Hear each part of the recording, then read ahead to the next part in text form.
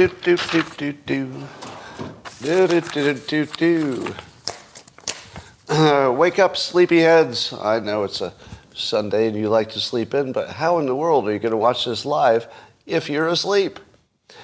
Well, if you'd like to take this experience, which is the best thing that's ever happened to you, up to levels which nobody can even imagine, all you need is a cup or a mug or a glass, a tankard, chalice or stein, a canteen, jug or flask, a vessel of any kind. And join me now for the unparalleled pleasure of the dopamine of the day, the thing that makes everything better. It's called the simultaneous sip, and it's going to happen now. Go.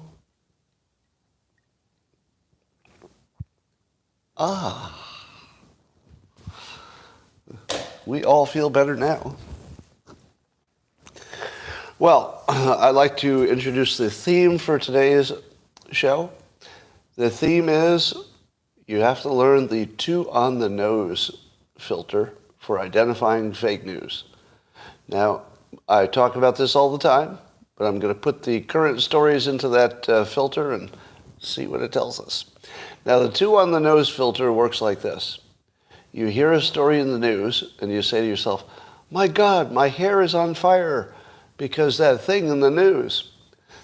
If your first reaction is, that is exactly excuse me, that is exactly what I thought the other side was doing, it's almost certainly not true. Because in the real world, things are messy. You know, things are, well, it's a little bit like this, but a little bit like that, and a little bit like the third thing. Rarely ever does the news serve up a perfect story that just fits the narrative. If it fits the narrative and there's no rough edges, that's called too on the nose, too suspiciously perfect. Now, there's an actual theory for why that's true. So it's not just a random observation, anecdotal. There's a working theory behind why.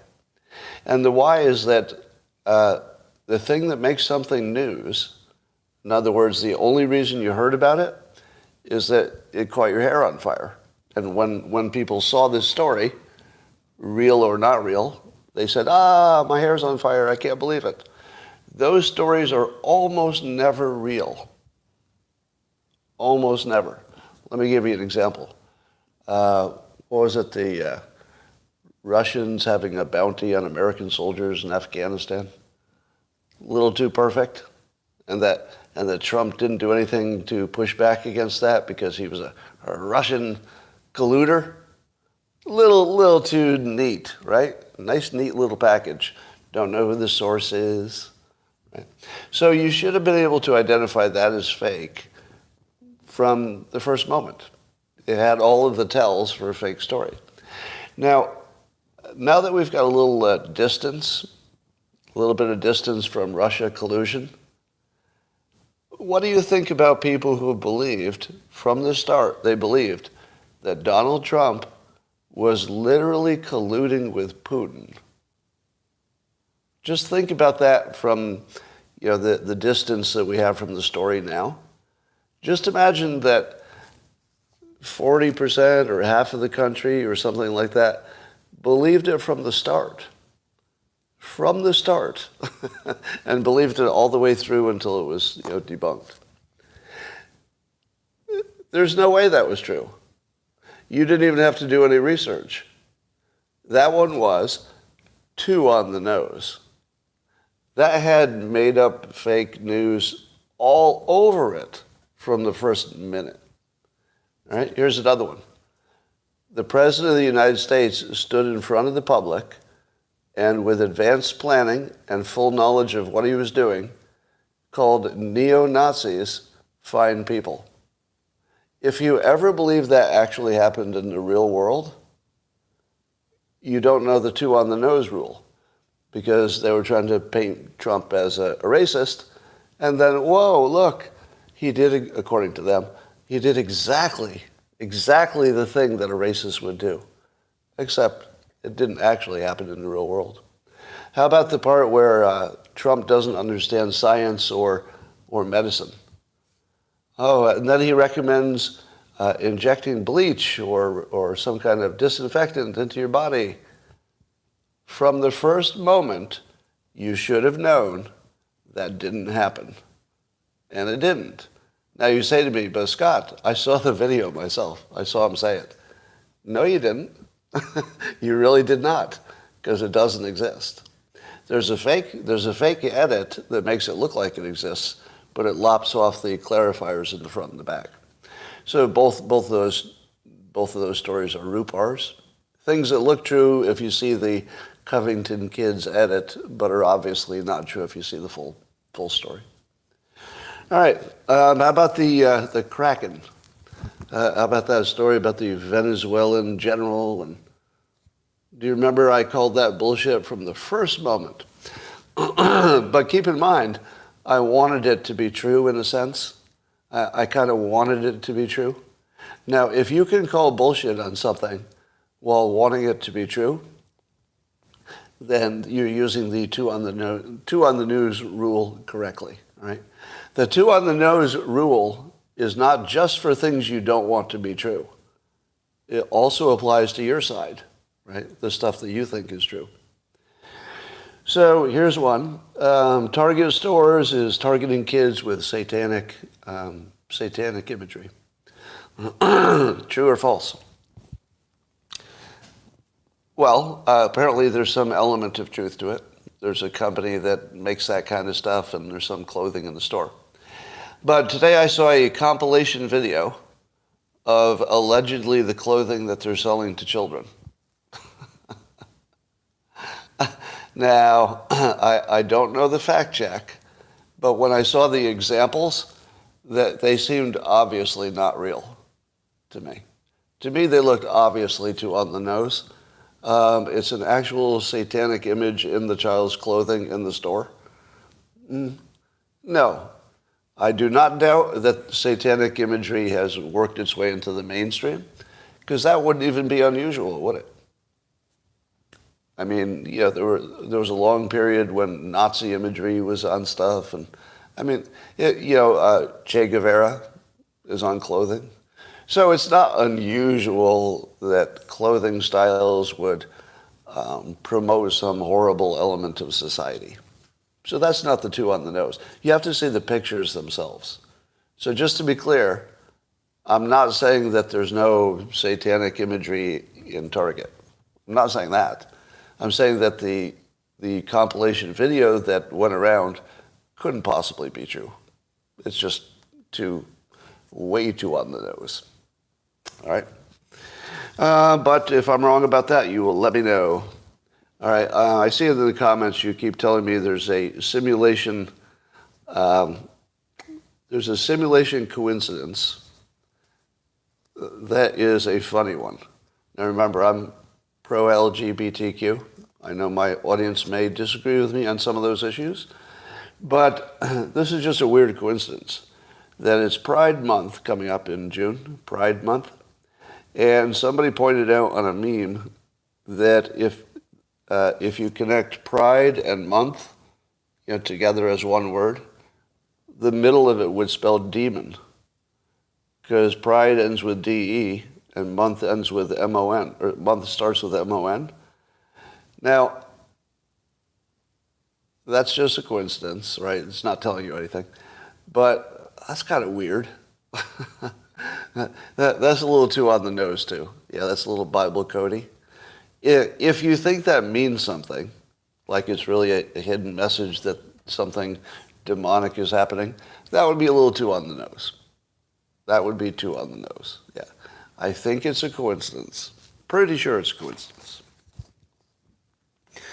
Well, here's another indication of how much the media can control your minds. There was a Russian survey of Russian public, and Putin still has, support there, but he has a lot more male support than female. I don't know what that means. Why do you think Putin would have more male support than female? Is that just because he's doing manly things and they like it, because he's strong? And the women are fearing for their sons, but the men are like, oh, let's take off our shirts and fight bears. Something like that. That probably explains it, the machismo part. All right, but here is the interesting part about that. Among those Russian public people who receive information from television, they were the most supportive of Putin, 39%. Or was it the war? Putin. And the people who supported him the least are the ones who read the Telegram channels. So the Telegram channels would be messages that are not from Putin's control, and television in Russia would be under Putin's control. So you can see the difference. 39%, he can control 39% of the people if they're watching television, but he can only control 23% if they're not watching television and they're using a different source. Now, have I told you a million times that people don't make up their own decisions? They don't decide on politics. Their opinions are assigned to them. Your opinion is assigned to you not from necessarily a person or some cabal, but by the channel that you choose to watch. So if you chose to only look at the Telegram channels, you would end up assigning yourself an opinion that matched that. And if you only watch television and you never watched Telegram, you would end up being assigned opinion that came from television. It's very clear that our opinions are assigned. And it's just based on what channel you decide to look at. Although there's a little, causation maybe backwards. It could be that because you believe a certain truth, you spend more time looking at a channel that agrees with you. So it can work both ways. All right. Let's see what else is going on here. We now know that the money collected by Black Lives Matter, only 1/3 of it went to organizations that make the world worse, and 2/3 of it was either spent by the people who collected it or disappeared or just didn't get spent or something. Now, how many of you from the beginning thought that Black Lives Matter was a totally legitimate organization dedicated to the betterment of black Americans? What? You didn't believe it from the start? Did it seem a little opportunistic? Yeah. Yeah, I can tell you that I heard early on from a good source that it was not legitimate. I heard it from an insider early on. So I guess I was there a long time before everybody else. I couldn't say it in public. Before I was canceled, I couldn't actually say it out loud because it was too dangerous. But now I can say it. Yeah. From the beginning, I was informed that it was a fake money-making, organization and was not dedicated to fixing anything. So, but I couldn't say it, but I can say it now. I would like to give I'd like to suggest that if I were the lawyer for Derek Chauvin, the cop who was convicted for allegedly killing George Floyd, I was trying to figure out how I would have done a better job. And here's how I would have done a better job. I think this would work. I'd have to test it first. All right. So Officer Chauvin was around 5'8" and 140 pounds-ish. And George Floyd was probably over 200 pounds and well over 6 foot, however big it was. So let's say that, roughly speaking, let's say that George Floyd was 50% bigger. Yeah, let's say he was 50% bigger than Chauvin, just round it off. So I would say, if I were the attorney, in my closing statements, here's how I would deliver my closing statements. Now, I'm not a lawyer, so this might not be allowed. If I couldn't do this in my closing statements, I'd work it into the trial somehow. But I would say, all right, let's do a demonstration. I don't have anybody here who's over 6 foot tall and weighs over 200 pounds. So I'm going to use myself just for safety. I'll use myself as George Floyd, but I'm only 5'8", and I only weigh 150 pounds. So I'm going to give you my closing arguments with somebody kneeling on my back who is roughly the same ratio of weight as Chauvin was to Floyd. So in my case, that would be, let's say, a 10-year-old girl. So I'd have, let's say, a 10-year-old boy or girl who weighed 70 pounds-ish, leaning with one knee on my back. And then I would have my fellow judges, usually have some assistants, I'd have them hold my arms and legs so that I couldn't move. And then laying on my stomach with the 10-year-old boy or girl's knee on my back, just one knee, not both knees, just one knee, I would deliver my closing argument. And I would make it last 30 minutes. And I would speak clearly and fluently for 30 minutes while under the deadly attack that killed George Floyd. And then I would say, ladies and gentlemen, I rest my case. And then the little girl or little boy would be trained to ask me immediately after I rested my case, should I get off your back now? And then I would say, after I've rested my case, but they're still listening, I'd say, yeah, but take your time. Take your time. Do you think I couldn't have won that? Do you think that I could not have won that case? Of course I could. That was the most winnable case. I feel like whoever was his lawyer maybe wasn't trying as hard as they could have. No way to know, but based on the result, I have to think maybe somebody didn't try as hard as they could have, because I'm pretty sure I could have won that one. And I'm not even a lawyer. All right, so I guess the Attorney General in Texas got impeached, or he's being impeached, Ken Paxton.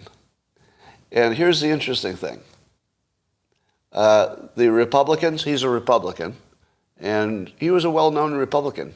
For an Attorney General, he's somebody's name I've heard for a while. So he was prominent, and the Republicans just took him out. Good for you. Republicans just took him out. They just voted to impeach him. Now, not all the Republicans, right? I think Trump is still backing him, for example. But his offenses were bad enough. Essentially, he's being accused of special favors to a donor. And the special favors look pretty bad. If the allegations are true, he really did need to be impeached. No doubt about it. So here's what I like about the story. Republicans have sort of made a brand for themselves that if needed, they will impeach their own president. Because they, correct me if I'm wrong, but Nixon got impeached with Republican votes. Not all of them, but Republicans will clean out their own closet. And there is some belief that the Democrats won't, that there's nothing a Democrat could do that would ever get Democrats to break rank and impeach them. Now, I'd like to think that's not true. I'd like to think that if the case were as clear as this Ken Paxton situation looks, that they would also act.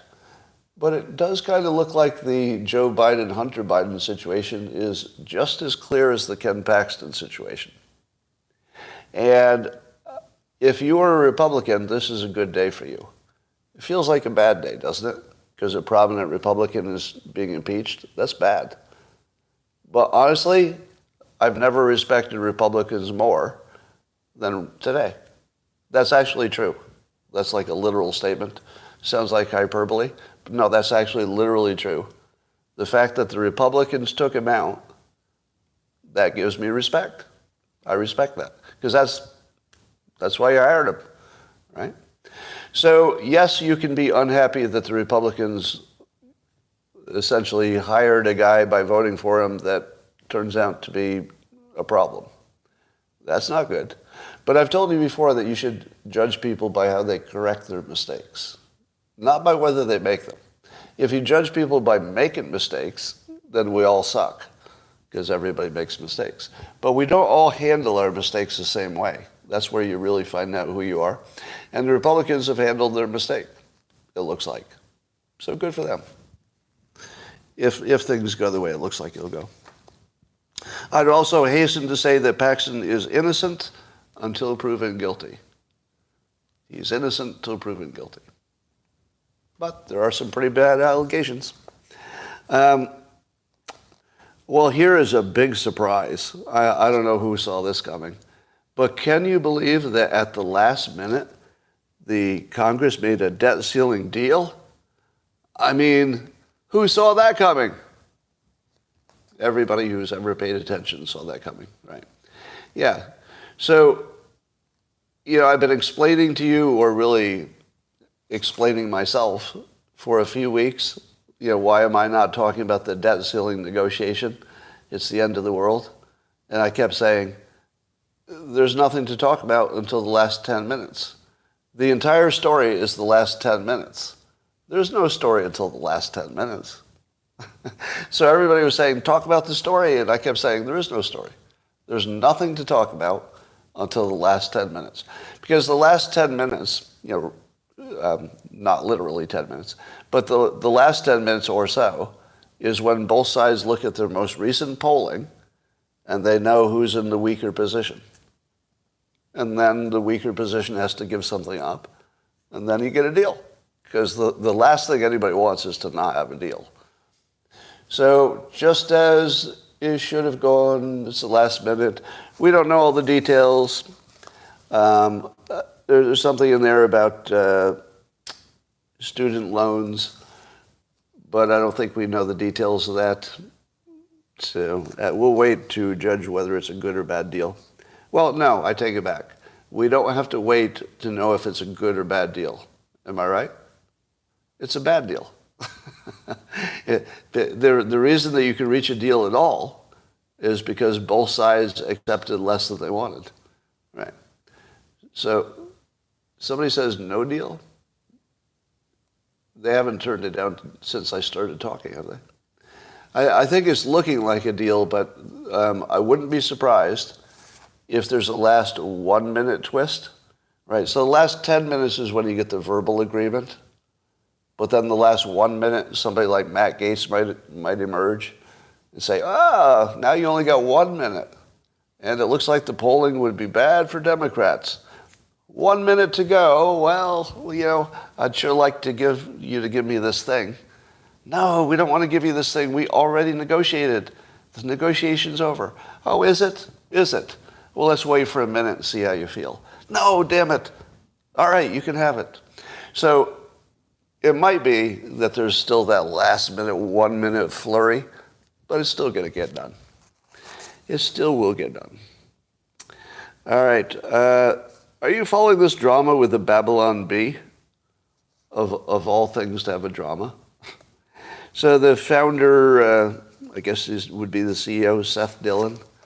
He fired one of his writers on Twitter. So the guy tweeted a profanity at some, was it Christina Pushaw or somebody? So some Republican person, I guess. So one of the people who writes for the Bee and had that in his bio tweeted a profanity which Seth Dillon saw and basically fired him in public on Twitter. Now, you might say to yourself, well, good for him. He's got a standard and he's, keeping up his standard. But the embarrassing part is that Seth Dillon, who fired his guy for saying what he said, in 2020 had tweeted, if you're afraid you might get fired for speaking your mind, the solution is to speak your mind anyway. If no one is willing to take that risk, nothing is going to change. And so that his own writer spoke his mind and they got fired. Now, to support Seth Dillon, I want to make sure his side is represented. He didn't say that person shouldn't be fired. He said the opposite. He said you're going to get fired. If you use free speech, you're going to get fired, but do it anyway. So his writer did it anyway. He got fired. Now, I'm not even sure if there's any big crime here. because the reason he got fired is that he wasn't representing the company the way they wanted to be represented. Everybody has that right? That's the employer's choice. So, I don't know. There's not much of a story there. I guess the big story is that it happened on Twitter instead of happening privately. But either way, it got a lot of publicity for the bee. We'll see what happens there. All right, so now that I think all of the Republican candidates for president are in favor of using the U.S. military to go after the cartels. Now, the pushback I see in this isn't good, meaning that it's not well thought out. So let's give you a little detail. When people say they will use the military to attack the cartels, you have to understand that nobody's in favor of attacking the military of Mexico. You all know that, right? Nobody's going to try to take over their Capitol building. The only way we would use the military in Mexico is if we told them to get out of the way. We'd say, look, we've identified these operations. Just make sure you don't have any civilians or military people there, and we'll take care of it. And then Mexico will say, hey, we're a sovereign country. That would be an act of war. You can't use any military in our country because we would have to treat that as an act of war. Then what would we do? Well, in the past, we would say, oh, I guess we can't do that. But there are 6 Republicans who said, we're going to do it anyway. We're not asking for permission. We're warning you to get out of the way. And to me, that's the only way to play it.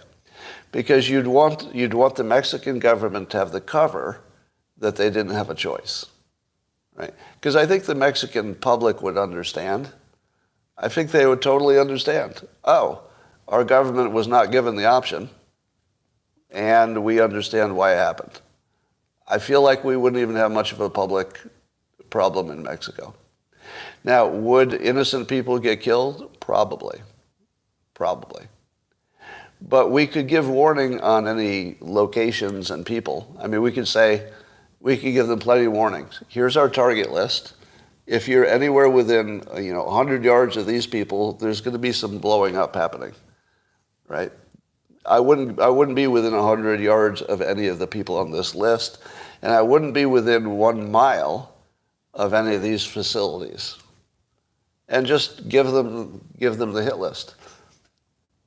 Then you negotiate with the cartels. I wouldn't fire a single bullet until I gave them their target list, told them exactly what's going to happen, told Mexico it doesn't matter what they think about this idea, and then I would ask for the heads of the cartels to contact me, and I would start talking to them. Because there might be a way to work something out. I'll tell you my rose-colored glasses perfect world. I don't think it's possible, but I like to think about it. Make a deal to the heads of the cartels, or even maybe just one, the strongest one. And you say, we are desirous of moving a lot of manufacturing out of China and into something closer, like Mexico.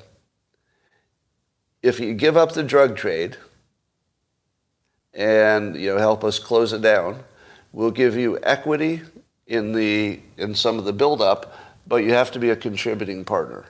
In other words, you have to, let's say, turn your military into a security force, or somehow you have to contribute in some legal way. And it might be just to reduce the amount of crime so that the people who want to work at these companies are safe. And I would say this will be your one and only chance to allow your children to have a good life with money and with reputation going forward. If you say no to this offer, where we'll try to turn you into some legal entity, we will kill all of you. And you'll never get this offer again. I'd try it. Now, like you say, if you put the cartel in charge of security, the security people will be the ones robbing stuff. I get it.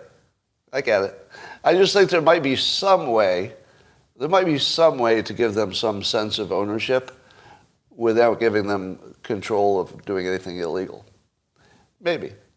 Remember, every action you do down there is going to be suboptimal. There's nothing you can do where it just works and there's no downside. So everything you do has got a big risk. No exceptions. Yeah. Well, okay, that's a good example. The Hells Angels were sometimes hired to do security at rock shows. But that can go bad really quickly. That can go bad really quickly, like, Altamont. However, imagine this. Imagine if the cartels, were part of the security force, but there was some non-cartel, well, everybody becomes the cartel eventually. I don't know. I'll have to think about it a little more. But I think there's probably some long shot way to turn the cartels into a positive force. Now, the reason I say that is you remember that early America was dominated by robber barons. They were the cartel of their time. America had its own cartel. The millionaire robber barons, that built the Transcontinental Railroad and all that. They were bad dudes. They were bad people. Really bad people. Do you think they killed people? Probably. Yeah. Or worked them to death? Had slaves working on the railroad? Yeah. Yep, all that. But if you looked at those family names today, they all made so much money that they had the luxury of doing legal things eventually. So, yeah, they became legitimate, philanthropists and stuff like that. All right, I know that stuff because I used to work at Crocker National Bank, and Crocker was one of the robber barons. And whenever I worked for the bank, it was just the weirdest thing, because the bank itself was really, really honest. It was a bank. Wells Fargo bought them eventually. Now, banks do some sketchy stuff, but we're not talking cartel, robber baron level stuff. It's more administrative, weaselly stuff. But we have an example of effectively the American cartel was legalized and brought into the fold. All right, here's I don't know if this is a trend. There's something called sologamy. The first part is solo, meaning women marrying themselves, literally having a wedding and having a wedding ceremony in which they celebrate their self-love. You can use your imagination of what that honeymoon looks like. I think I'll take a moment to imagine it. Yeah. Yeah. All right, I'm done. This looks like more of just a funny story as opposed to a big old trend, but CNN found several people to talk to who had done just this. Now, what you would think is an unrelated story, but maybe not. There's that big question of what has caused a continuous drop in testosterone and also sperm levels in men over recent years. Well, it's been happening for a long time, but it just gets worse every year. And here's the thing that nobody mentions. Right? Now, in my opinion, the most logical culprit is either diet, big pharma, lifestyle, everything from not getting enough sleep to looking at screens. I see somebody saying plastic, but I'll generalize plastic to environmental pollution. Right? So I don't know about plastic in particular, but I will say that pollution almost certainly has some effect, because you can imagine it would degrade your overall health. Yeah, maybe it's soy, I don't know, something about the food quality. But the one thing that nobody says out loud because they're not as canceled as I am, I'm canceled enough to say this. We know for sure that men's testosterone drops when they're around children. You know that, right? Unless they're pedos, I guess. If you're like an average person, average male, and you spend time around children, your testosterone just drops immediately. Probably your sperm production. Probably. Right? Makes sense. So we know that men are very influenced by the environment. Now, if a man wins a competition, science says their testosterone goes up. because they won. If they lose, it goes down. Now, what do you think happens to a man's sperm production and testosterone when he's around a woman who he's attracted to? Do you imagine it goes up? I mean, if it goes down when you're around kids, because that's sort of a damper on all that, I would imagine that if he's around an attractive woman who shows interest in him, I would imagine that would go up. Now look at feminism. Feminism, and I'm not going to say that it's bad or good, I'm just going to describe it. Right? So this is not a criticism, just an observation. The point of feminism, see if this framing is wrong. The point of feminism is that women in general wanted to move from a place where they were presenting themselves as men wanted them to present themselves to presenting themselves as women wanted to present themselves. Is that wrong? Would you say that frame is accurate? That it was less about giving men what they wanted, and I'm not saying that's good or bad, it's a free world, and more about what women wanted, which is a little different. Now, what would be the logical outcome of that? The logical outcome of women putting less effort into making men want them and more effort into making men irrelevant. How would men respond biologically and physically? Well, it should knock the hell out of your testosterone. And I would imagine your sperm production follows along with that. Because if you see somebody you don't want to mate with, does your sperm production go up? Yeah. So it's one of the things that nobody can mention, right? Now, what about birth control? I think women's birth control is one of the reasons that men's sperm production went down. Just a hypothesis. But it's a pretty good one. Because I believe that birth control makes women less attractive to men. I think the science supports that. And then it would have the same impact. Right? Now, everybody's different, so that doesn't mean any individual is having any of these effects, but just an average. Now, like I said, I still think the biggest impact is probably the food supply, and we're getting fat and unhealthy. But I don't know why we can't say that out loud. Why can't we say out loud, I'm perfectly in favor of women pursuing their own happiness. They could call it feminism or anything else. It's a free country, and adults can do what they want, be they hetero or be they not, right? So, I don't know. I think we ought to be able to talk about it. All right, there's a health club chain called Equinox, and there's a story about them firing. They fired a black woman who had been late 47 times in 10 months. She sued them for racial discrimination, and she won $11.25 million in damages. And but Twitter context notes added some context, and it said that hold on, there's context to this. The reason she won is because there were lots of examples of white employees who were also late a lot and did not get the same treatment. So therefore she won. Now, since we were not on the trial and we were not privy to all of the evidence of the trial, I don't think we can second guess it. Because if you ask me, that's a pretty good defense.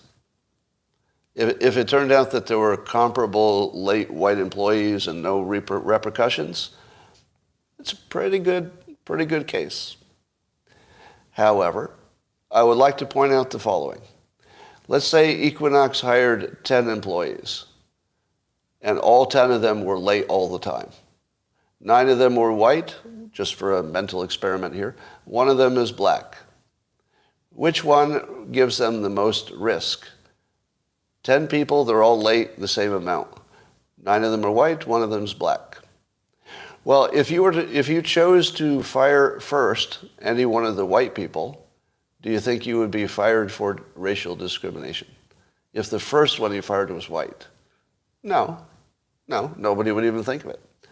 But if the first one you decided to fire was black, what are your odds of being sued for and losing $11.25 million? Very high. Very high. So the company loses the ability, if they thought that the one employee was really worse than the others, and that's where they wanted to start, perhaps they were going to fire some of those other people too. Maybe they were going to make an example out of one of them and hope that that caused the rest of them to be more on time. Don't know what they were thinking. But you cannot look at these situations as equal risk. This is not equal risk. That company had a much bigger risk with that one black employee than they did with all of the white employees who apparently were terrible as well. They hired a lot of terrible employees, apparently, which is not that strange for that kind of business. Right. Now, here's my provocative question. Do you think Equinox will get more signups or fewer? Because we saw Bud Light, we saw Target, they lost $30 billion collectively in equity because conservatives said, we're going to act on that. Do you think conservatives are going to read this story and say, oh, I'm going to join Equinox, just as an FU to the system? Not necessarily because I think it's going to be a bastion of white people or something like that, but rather just to support them because it doesn't look like on the surface that this was necessarily a fair result. Because somebody had to get fired first. And I do understand it's a little bit sketchy, it's a little bit suspicious that the black employee got fired first. But that's how coincidence works. Whichever one of them got fired first, if somebody was going to get fired, it was going to be somebody. So we don't know exactly what happened, but the real question is, will conservatives interpret this situation as a reason to sign up for Equinox? What was your feeling as I told you about the story? Did you have any feeling like, oh, shoot, I think I want to support that company? Or is it just, no, it's just a story about a company? All right, so it looks like the story produces no energy, right? Yeah. None of you are interested in supporting Equinox, I see. All right. Good to know. Good to know. All right.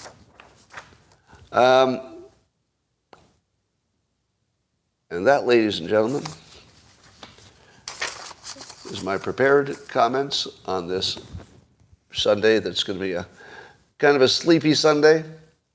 If you're wondering what topics are in the Dilbert Reborn comic that you can't see unless you're a subscriber to Locals, or you could subscribe to it now on Twitter, and for a lower cost, you get just the Dilbert comic only. So Dilbert, of course, is dealing with he got an AI sex bot, but he ordered the Karen 3000. That didn't work out. We also have the character Dave the engineer. Now, Dave the engineer is a new character. He's black, and he's an engineer who works at Dilbert's company. And his character is that he's a prankster. So whenever he's talking about the woke stuff, he's usually joking to make people uncomfortable. But the pointy-ear boss will put Dave in charge of their DEI program. So if you want to see Dave the engineer in charge of Dilbert's DEI, and let's just say that Dave, being a prankster, his idea of how to increase diversity is not what that boss had in mind. So that's your teaser. Also, in Dilbert, upcoming, Dilbert's CEO will be asked to testify about the dangers of AI. So they're going to be testifying about the dangers of AI to Congress. It doesn't go well. It doesn't go well.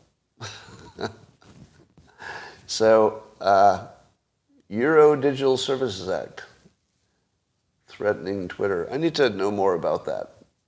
Yeah, Europe seems to be a little difficult to navigate. Huh?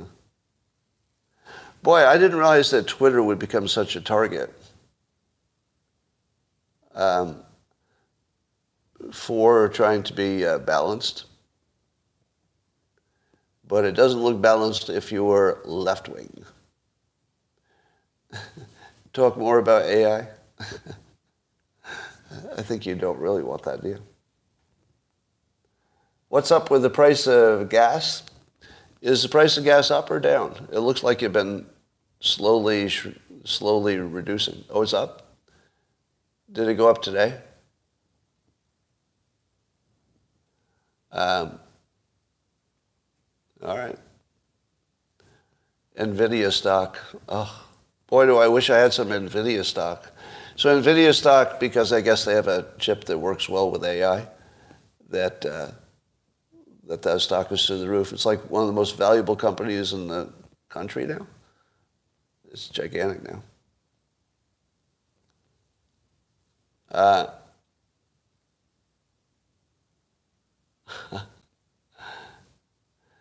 Did I get my shirt at Walmart? I did not. It's a fresh, clean tea. That's the name of the company. Yeah, so Katie Hobbs vetoed some Republican-led election reform stuff. But I read her arguments. They weren't terrible. But it did look still like it was a Democrat versus Republican thing. Yeah, I mean, obviously, she was voting for her team. I don't think she was looking out for the state.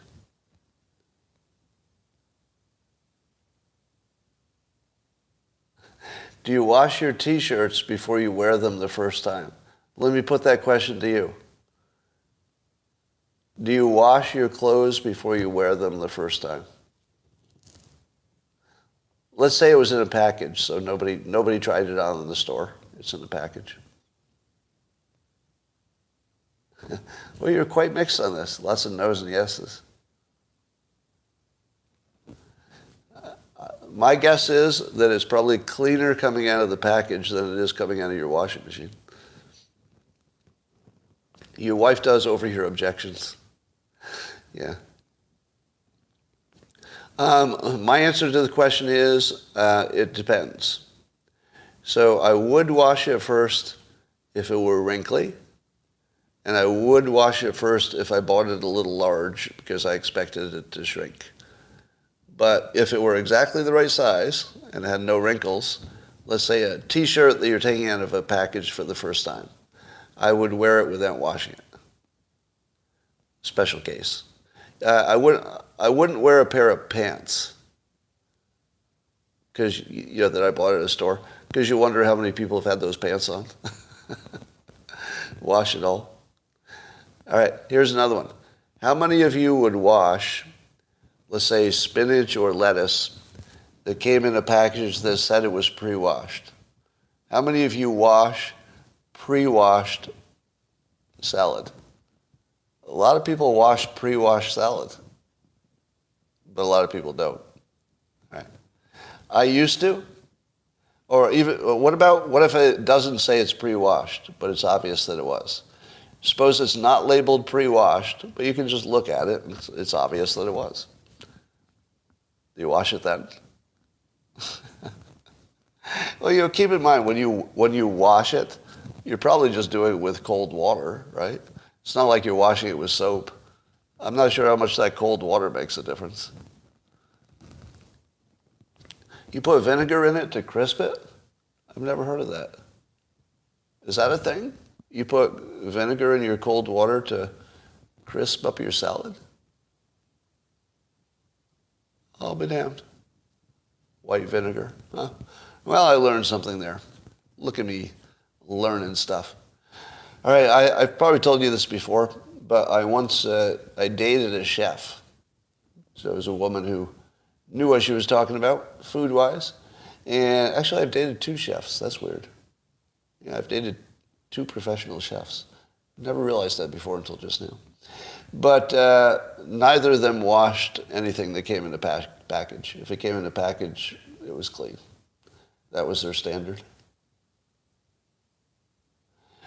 I have a type. No, it wasn't. It wasn't when I owned the restaurant. It was actually unrelated to my restaurant. We never had a female chef at my restaurants. Not that we didn't want one, just none applied.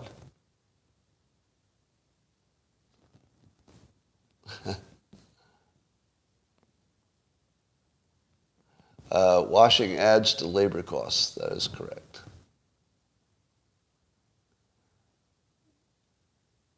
All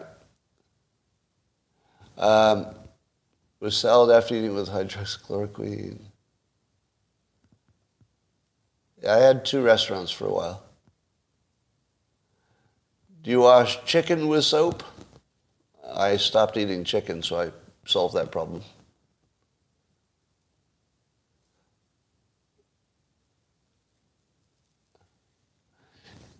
So I'm going to tell you something else about Equinox, but I can't tell you on YouTube.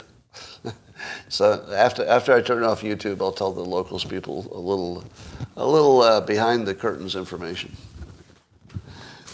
that will change how you think about that story. All right, YouTube, thanks for joining. We'll see you tomorrow, and I'm going to go talk to the locals people now. And thanks for joining.